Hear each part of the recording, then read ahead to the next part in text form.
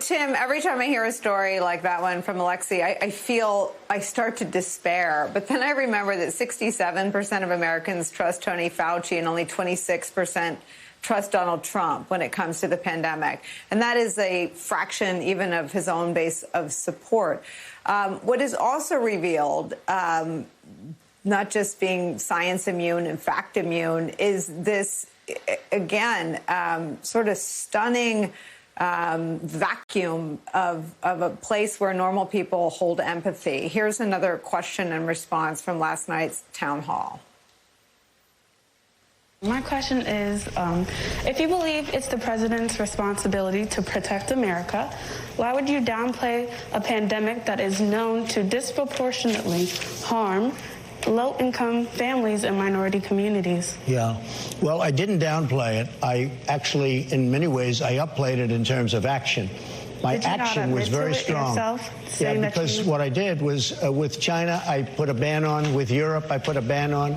And we would have lost thousands of more people had I not put the ban on. So that was called action, not with the mouth, but in actual fact. Mr. President, I voted for you in 2016. I'm conservative, pro-life, and diabetic. I've had to dodge people who don't care about social distancing and wearing face masks. I thought you were doing a good job with the pandemic response until about May 1st. Then you took your foot off the gas pedal. Why did you throw vulnerable people like me under the bus? Well, we really didn't, Paul. We've worked very hard on the pandemic. Tim, so much to say, but I'll let you do the substantive things and just say upplay isn't a word. But as always, Donald Trump gives us new terms to play around with, including herd mentality instead of herd immunity. But that was another one that came out of that town hall.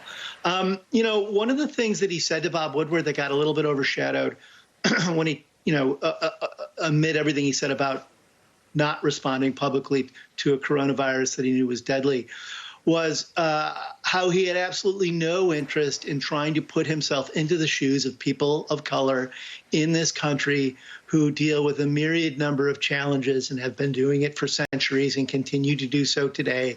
And essentially said to Woodward, I paraphrase when he said to Woodward, oh, you drank the Kool-Aid. You actually care about making an effort to understand what's happening to this group of our fellow Americans of color.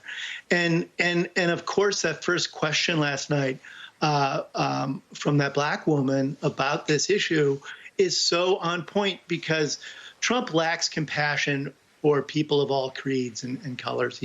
He has no interest in the challenges other people face.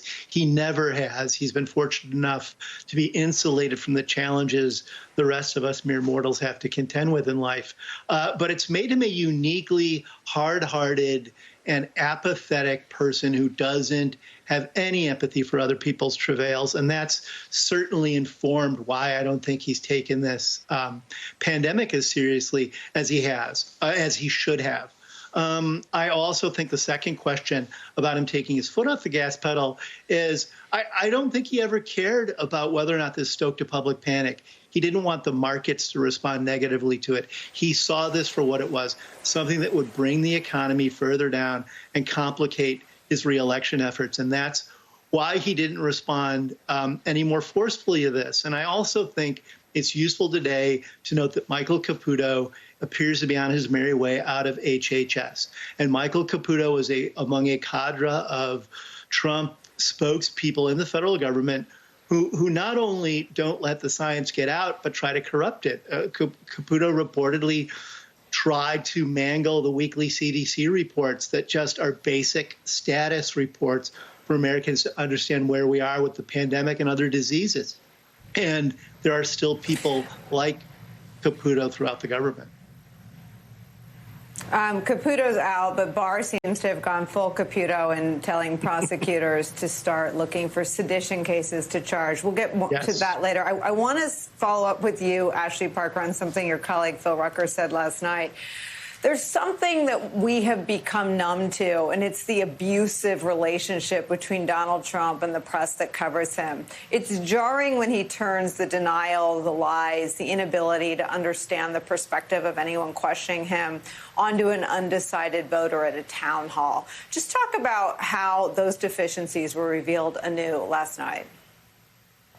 Well, you had a town hall where the president, you could go answer by answer, but was incredibly misleading with just about everything he said, right? It required a sort of speed fact check to keep up. And on the one hand, if you look at that town hall, it was just President Trump. There was no Joe Biden there. Joe Biden is doing a separate town hall tomorrow evening.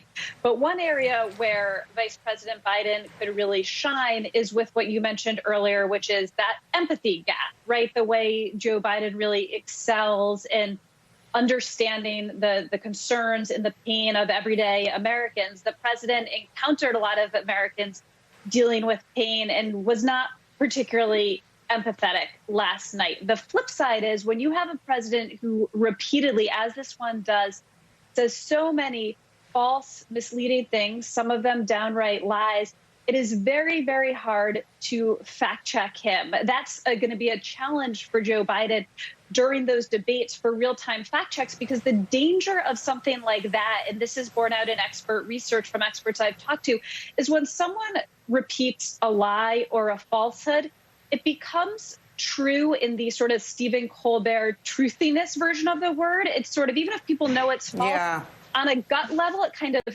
feels true. And even people who know it's false, morally, they feel more comfortable passing it along. And so if you are shameless like the president and you are willing to talk to everyday voters and misrepresent your record, misrepresent your opponent's record, and outright lie, that gives you a sort of perverse political advantage in certain ways.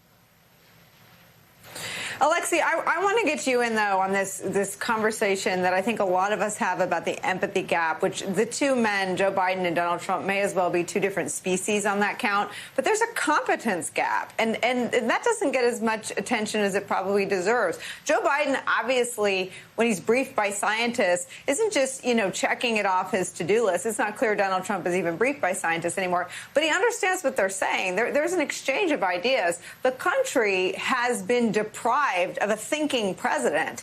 And I think to the extent that the empathy is just something that speaks for itself, Donald Trump's failures have killed people. I mean, there is a sharp argument to make by the Biden campaign in the closing months here about Donald Trump's stupidity being the greatest liability to sticking with him.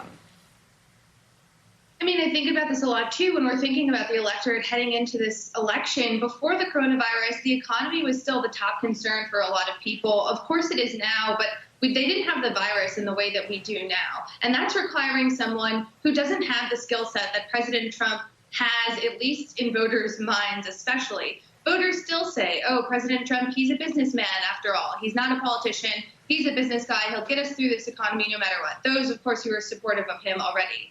But now they're seeing the ways in which he isn't able to handle the coronavirus to the point where he's kind of backing away and saying, oh, it'll just disappear and a vaccine is going to come, and it's just going to come by me saying that it's going to come and this is all going to happen.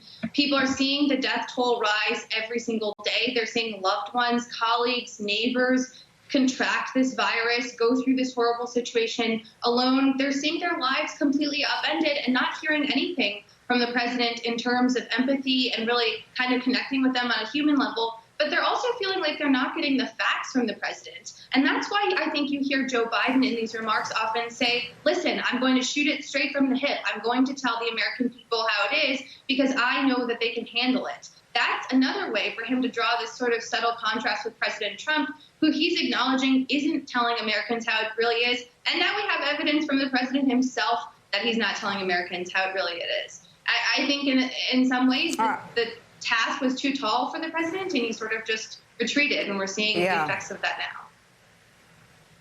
And that was a message, to your point, Alexi, that was repeated by Mrs. Obama, by former President Obama. He's failing because he's not up for the job.